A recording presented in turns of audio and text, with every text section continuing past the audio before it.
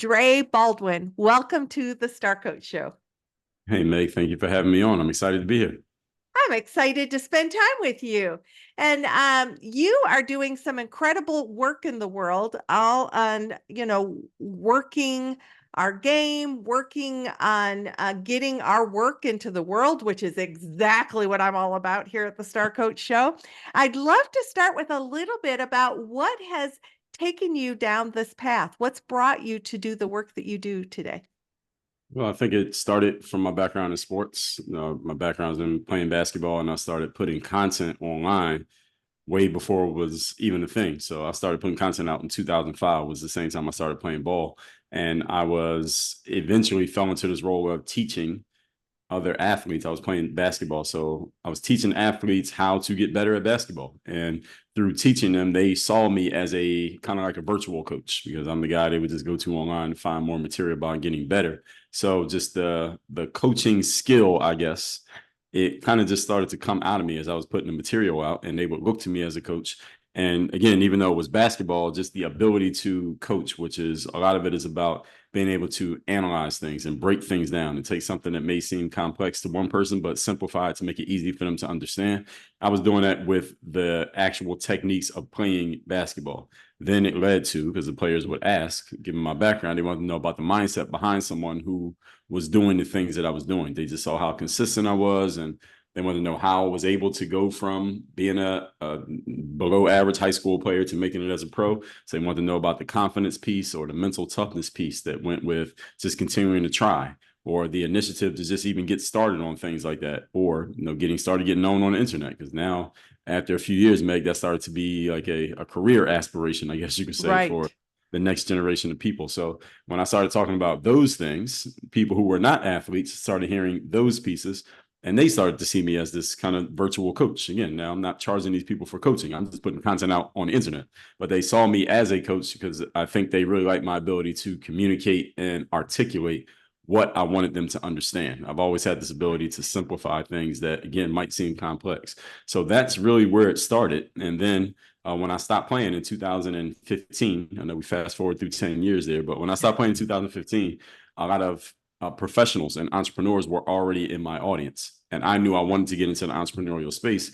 And now I knew how I was going to do it. I was going to talk to those same people, and I was going to focus on the mindset piece. And then eventually led to me talking about other things like strategy and systems and accountability, because I realized entrepreneurs needed all of those things, not just the mindset. So that's how we got here. That's beautiful. So many things you said there that I was like, oh, we need to dive into that. We need to dive into that. So if you humor me, I want to start in the place of you decided you were going to put your content onto the internet. You had to have a Yes. mindset about that. You had to have, and so I'm going to guess on a few things, and please correct me. I'm going to guess that you had a real passion to share your message, and for some reason weren't daunted by, I'm going to get it out there. The, I'm going to put it in social media. So I'm talking to coaches all the time about you got to get your message out there, and social media is there. It's a free resource for us to access. Obviously, there's ways that we could pay, but in general, we can put our message out there for free. So could we Right. lean into a little bit about what you were thinking when you were like, you know what? And 2005, Dre, well, that's before tons of people were doing it. So what was it in 2005 that made you think, you know what? I want to share my message, and I'm going to share it over social media. Well, it was actually a combination of three things here, if I can remember all three. So number one was I was coming out of playing Division III college basketball. For those who don't know sports, Division I is the people you see on TV. So Division III is a level that usually doesn't produce pro players. We're down in the basement. Nobody's watching us. And I needed to get seen just for the pro basketball scene. I needed them to know that Ooh, I how existed smart of you. so I could get, yeah, so I could get attention. So to do that, it wasn't actually through YouTube, because nobody was going to YouTube back then as a resource. I had to go to this event called an exposure camp, which you probably have never heard of. Exposure camp's like a job fair for athletes. Now, you don't just go there and shake hands and talk. You go there with your sneakers and you play. So a bunch of pro athletes who, or guys who think they should be pro athletes, but they're not. We go to these type of events. They exist all over in all different sports. And we go to these events trying to prove that we're good enough to play pro. So I did that. That was my segue into pro basketball.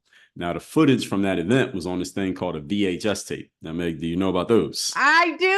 I Okay. used to, I still have some in the storage unit. Oh, Yes, yeah. go ahead.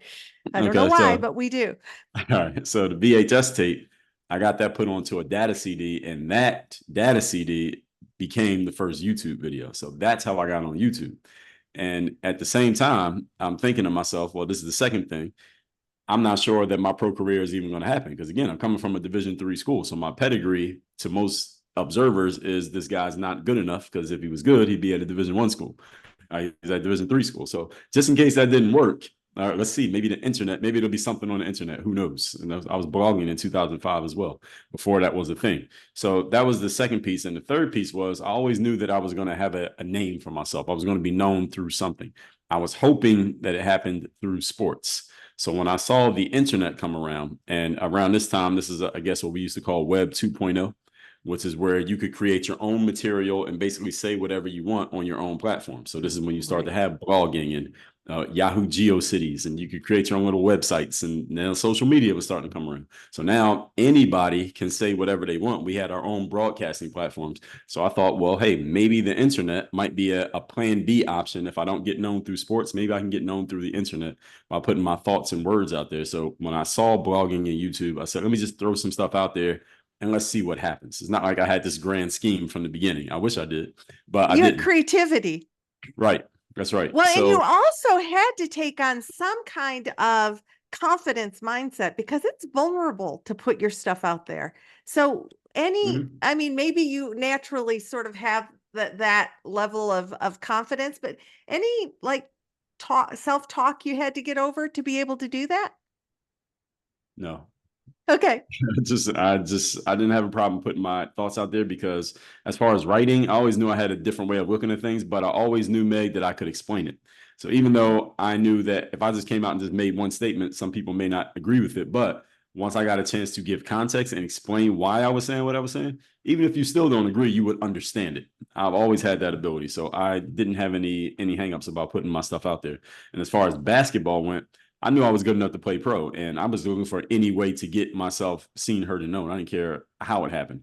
And the thing about sports is it's art, so it's not like there's a right or wrong way. So if someone thought I wasn't that good, okay, well let's play against each other. We'll find out.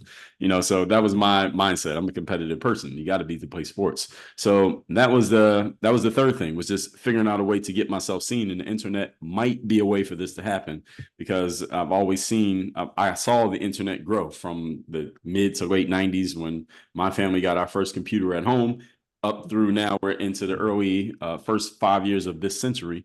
And now it's starting to get bigger and everyone's starting to have access to the internet. So those three things were what I was considering and why I started putting myself out there.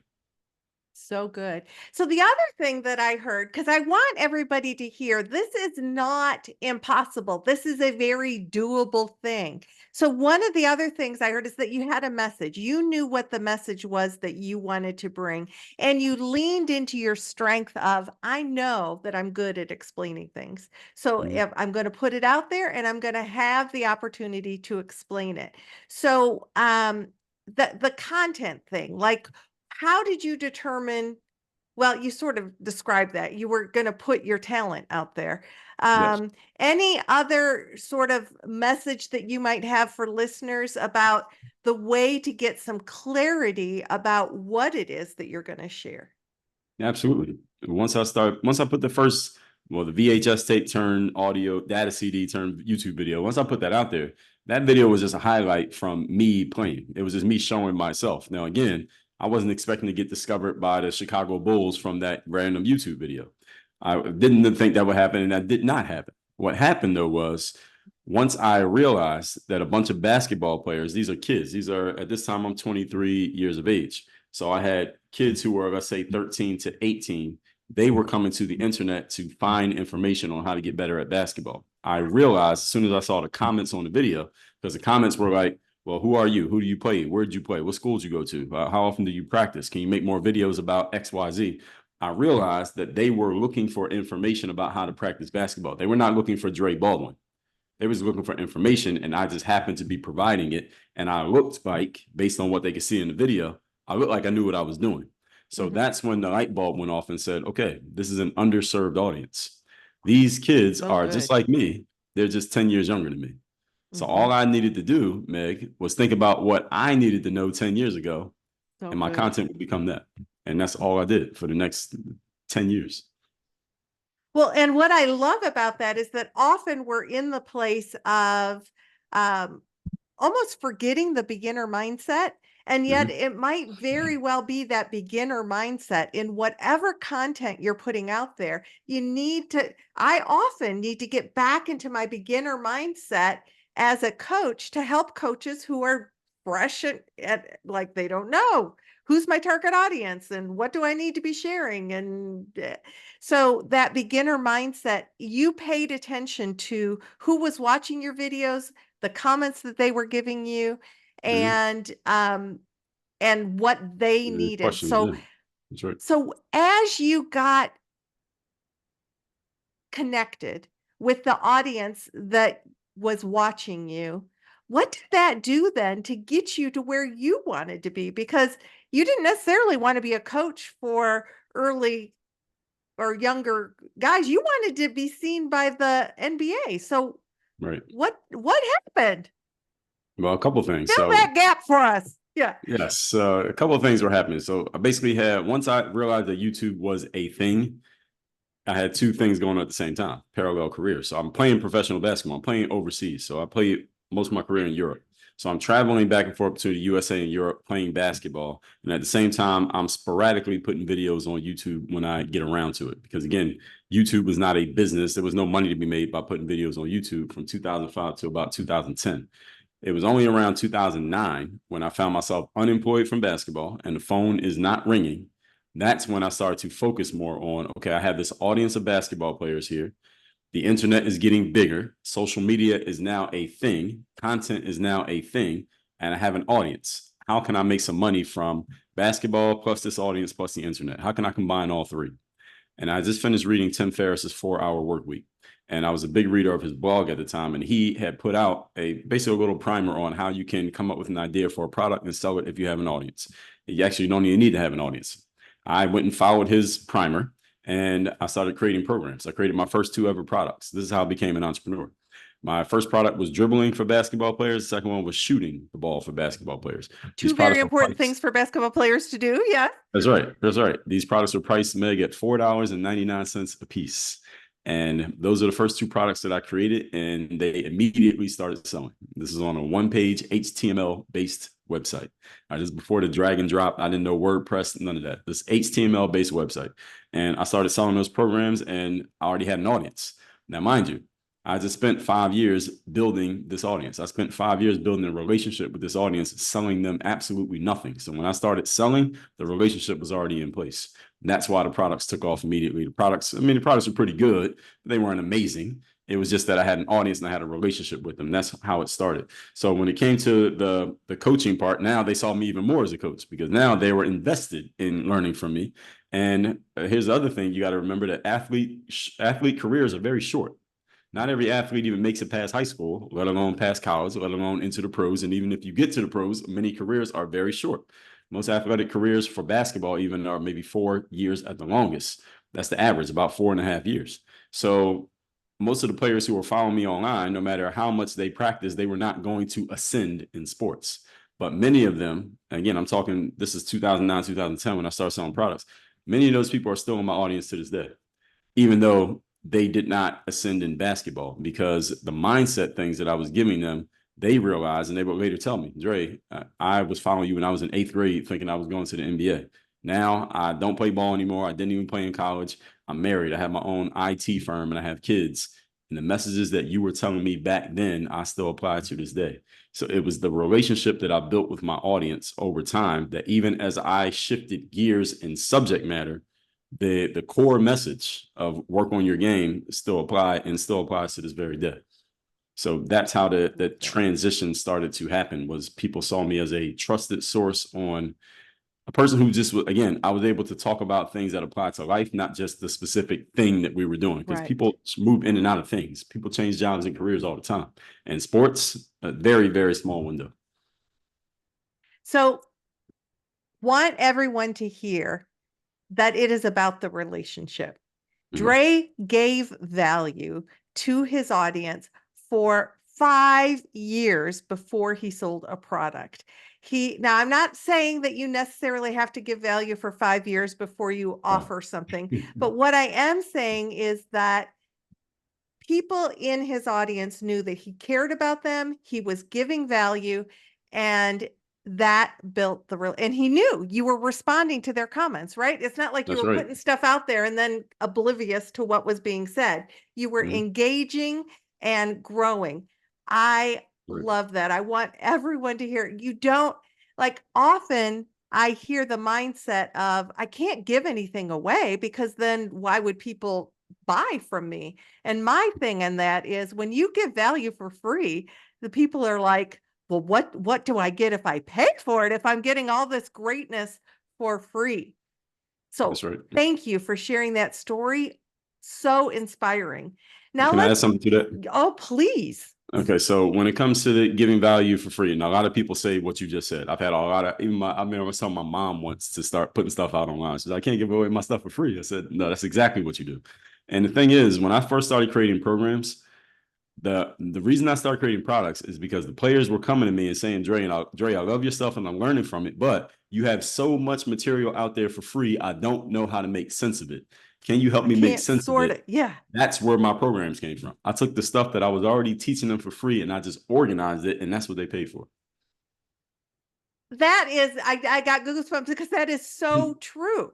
I mean, it's like, so when I hear from entrepreneurs like, well, what do I offer? So you probably have so much out there already that Mhm. needs to be people will pay for easy, right? I mean, like, Right. make my life easier. Um and make it make sense. I love that. So let's talk about then the kinds of things that your audience that transcend whatever it is. It transcends basketball to Right. entrepreneurship to leadership. What are some of the messages that you are bringing forward about working on your game? Because that, I mean, just think about that umbrella. There's probably so much that goes under there. What are some of those things that are transcending that you're bringing forward? Number one, first and foremost, forever is mindset. That's always number one thing. Mindset is the foundation of all success, is the foundation of all failure. It's the foundation of all mediocrity. So wherever you're at, the way that you're thinking is the foundation of why we are in that position. So even as an athlete, the athletes eventually started coming to me asking about mindset because they realized that me just teaching them the skill set was not enough. They needed the mindset to activate the skill set because it's being, doing, and having in that order. So if you have all the doing stuff, but you don't have the right mentality, it's not going to work. So it always starts with mindset, and we can take that off the court. You can take that to the boardroom, take it to the business world, take it to any aspect of life. It starts with the way that you're thinking. Always number one. Then after that comes the strategy. Strategy is the plan of action. What do we do? How do we do it? When, where, why? Who's going to do it? That's the strategy. And of course, we help people figure that part out. That's usually the thing most people ask for is the strategy. What they Without don't realizing realize. that it has to start with mindset first. Exactly. Right. So Mhm. you got to kind of sneak the mindset in, kind of like feeding medicine to a Sort of dog. give them what they want and give, and I mean, sell them what they want and give them what they Give them what really they need. need. Yeah. Exactly. Right. So you gotta sneak the mindset in with some people. Some people come looking for it, but most people don't value it the way they should because you can't touch and feel and count mindset. You can Right. touch, feel, and count sales. So you can't touch Yeah. you can't touch mindset, even though you need both. So then the third thing is the system. And the system, the way we talk about it is just how can we repeat the process and get the same results over and over and over again? Like McDonald's, like Starbucks. How can we get the same result every time? And then the last part is the accountability. How do we make sure that the strategy is actually working the way it's supposed to, or we make adjustments? And how do we make sure that the people are working the way they're supposed to? Or also, we got to make adjustments. So those are our four pieces: the mindset, strategy, systems, and the accountability. Love it. So with that, you've written how many books now? Officially 35. Officially. Okay. So we have Yeah. officially 35 books. which are like, if you're watching this on YouTube, you're going to see them behind Dre. They're beautiful. He's just got this beautiful display. How many of those would you say you were able to do a vast majority of the work through all the work that you had already done? Does that make sense? Yeah, I'm looking at myself in the screen so I can see the answer to that question. The answer is pretty much all of them. That's what I Almost every thought. book I've written. Yeah. I That's what just I search want through the people to information and just pick the understand. pieces. Yeah. Right. So the same way you were Mhm. curating the content for your audience who was asking for this, that, or the other thing, when Mhm. you come up with a idea for a new book, you've probably already done a lot of that work. It's curating it into that lane. Is that Exactly. accurate? Right. I could write 100 more books just sourcing material from stuff that I've already done. Exactly. So then, and Dre had no idea I was going to ask him these questions. I told him, you've done so much, we're going to start talking and I'm going to like get really curious about things. So then my next question for you is, how do you come up with the kinds of things you want to create, like the topics that you want to lean into? Oh, same way I did 20 years ago. Listen to my audience. So I on YouTube back in the day, I always and still to this day, read every comment, even the trolls. Read every comment. I don't respond to all the trolls, but I respond to the substantial comments. I respond to the questions that people have, and often the idea for the next piece of content is in the questions that people ask or the false assumptions that they have. Sometimes there's a false assumption in the question, and I realize the false assumption, and then I make content addressing the false assumption and then telling them why they asked the wrong question. All right, instead of asking this question, you should be asking this, this, and this. So again, this is my ability. This is just insight. I call this my Right. superpower is insight. This is my ability to discern and suss out what someone really needs as opposed to what they think they need. So that's what I'm always doing. And even if I see someone having a challenge, I can figure out what they need to hear and what they need to know, and that'll be content. Or it could just be a life situation. It doesn't have to be someone directly talking to me. I can go to the grocery store and they're taking too long to make my sandwich that was supposed to be ready 20 minutes ago. And I'll come up with content based on that. And I'll relate it back to business about, okay, your system is off because this shouldn't be happening this way. You shouldn't have one person working the counter at the lunch rush and it's 10 orders and they're doing one at a time. That shouldn't happen. That's a bad system. That's a system failure. Don't let that happen in your business. I can write an article about that. So my mind is kind of attuned to doing this. It happens automatically. I want everybody to realize that you have that potential in front of you. Life is offering you examples every single day, probably every single hour, of Right. something that you could look at. So, what are the things that you're irritated about that you could, in Mhm. fact, look at? How could I share a lesson in this? Whether it's Right. a live that you hop on and you talk to your audience on Facebook, Instagram, LinkedIn, whether it's an article that you write. And then I just wish you, and many of you can see this on the video, but Dre has like a plethora of like resources behind him that he has brought forward because he listens and looks at what's the lesson here to be taught rather than how annoying life can be, because life can kind of be annoying sometimes, but there's these lessons that we can learn. Oh, so good. So when we think about, I'm gonna like kind of go through your, when we think about mindset, Mhm. what's a key takeaway you want people to think about when it comes to mindset? That the way that you are talking to yourself, your internal conversation is the most important conversation that you have. And you can take control of the internal conversation consciously and intentionally by literally having a conversation with yourself at scheduled periods every single day. This is called mental conditioning. Some people call it affirmations. Some people call it auto suggestion. Call it whatever you want to call it. But make sure that every day, at the beginning of the day, at the end of the day, you're having a conversation with yourself where you are telling yourself exactly who you are, what you want to be, and where you want to go. Beautiful. The second piece of your puzzle, what's Mhm. one thing that you want us to know about that second piece? Well, that's a strategy. And this is where most people are looking for when they're asking, how do I do this? I just need someone to tell me how to do it. Well, there's more information on how to do things than we even have time to consume. So the biggest challenge with strategy is not someone getting information on how to do something or what to do. It's figuring out which of that information should you actually use. You have to discern which information is applicable to you and will actually work for you. And this is where utilizing the brains of other people comes in handy, because you can go find someone who has already figured out what you're trying to figure out. And they can tell you, okay, of this vast store of information, you need this piece, and that. Ignore everything else. And if you have to do that all by yourself, the process of trial and error could take you years. Whereas if you invest in working with someone else, you are literally buying time, because instead of it taking you a year to figure it out, it takes you a month. You just bought 11 months of time with whatever you invested to get into that person's situation. So I want Oh, people to that's so just do good. the math on it. Do the math and Right. in the way of energy and time and resources. Oh, so Right. good. Okay, the third piece of the puzzle. Third piece is the system. So you think about a place like McDonald's. If I go to McDonald's here in Miami, you go to McDonald's there in Dallas, the food comes out exactly the same. Now, it's not a question of how good McDonald's food is. It's just a matter of that it's very consistent. And the thing is, people will pay for consistency. They're not paying just because you're good. You don't have to be that good. Makes the McDonald's food good? Not really, but they're consistent. All right, the burger's the same, the fries are the You same, the know McFlurry you're is going to the get the same. same Big Mac wherever you are. Exactly. Right. And people will pay for consistency because human beings are creatures of habit.